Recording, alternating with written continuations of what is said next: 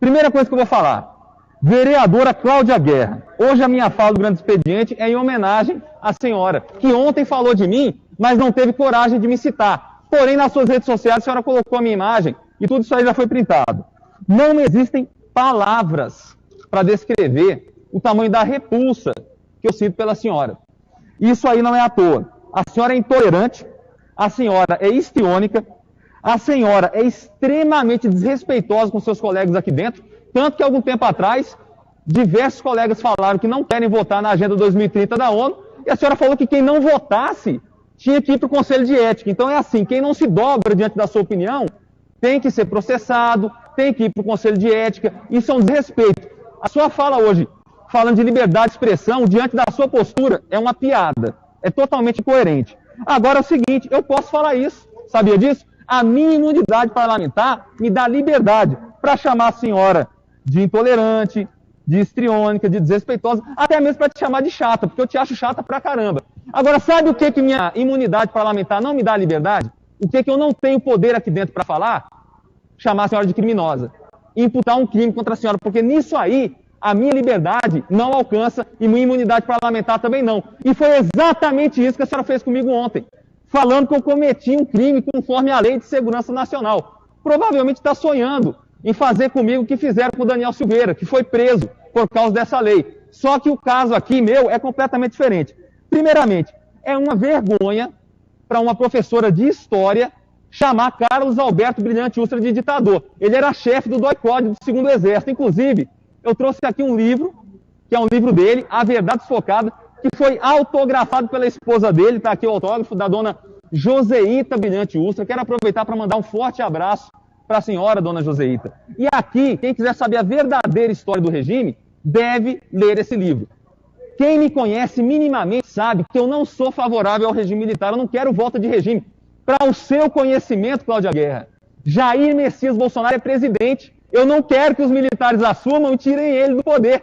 Isso aí é uma afirmação que não faz o menor sentido. Eu não compactuo com ditadura militar. Agora, ditadura militar só teve uma no Brasil. A do dia 15 de novembro de 1889, a ditadura da espada, de Marechal Deodoro da Fonseca e Marechal Floriano Peixoto, que reprimiu a imensa maioria do povo brasileiro, que era predominantemente monarquista. O que nós tivemos em 64 foi uma ação virtuosa do regime militar, né? Que ditadura é essa que tem 5 presidentes generais eleitos?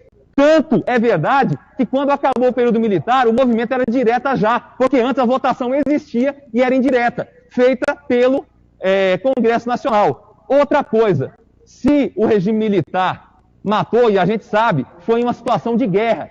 Na guerra, as pessoas morrem. Isso acontece. Um fato histórico que ninguém vai mudar é que o regime matou pouco em números. É isso mesmo, matou pouco. Por exemplo, Augusto Pinochet no Chile matou mais de 3 mil.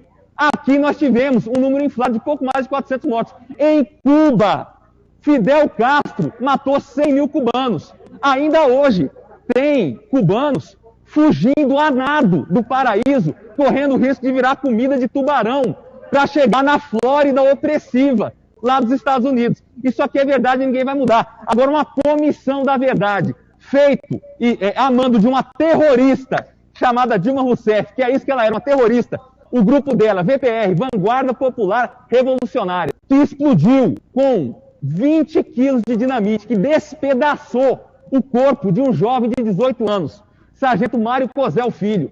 Quando o AI-5, que foi uma medida excepcional, foi implementado, não existe falar em AI-5 em pleno ano de 2021, isso é um absurdo.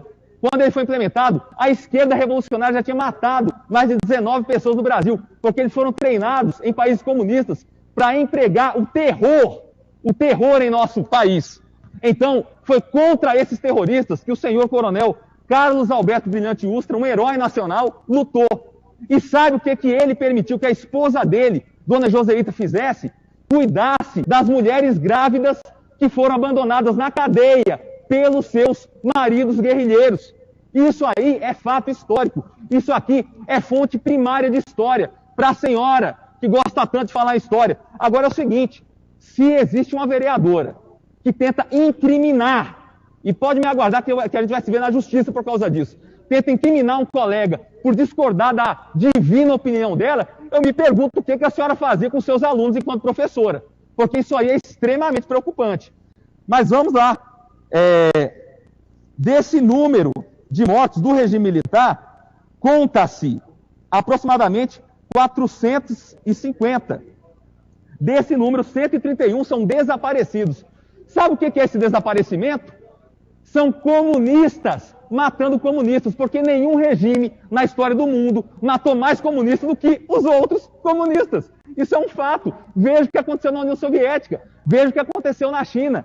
Esses caras aqui eram justiçados, como hoje acontece no tráfico, lá no Rio de Janeiro. Quando alguém tenta sair do movimento, ele é justiçado, ele é morto pela própria quadrilha. O comunista que naquela época tentasse sair e abandonar os ideais, era morto pelos seus companheiros. Isso aqui é fato histórico. Já que a senhora gosta de história, a senhora pode estudar.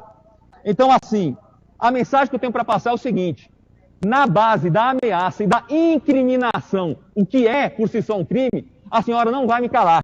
E eu vou continuar defendendo o senhor Coronel Carlos Alberto Brilhante Ustra. Dona Joseita, enquanto eu estiver aqui, a memória do seu marido não vai morrer. Ustra vive.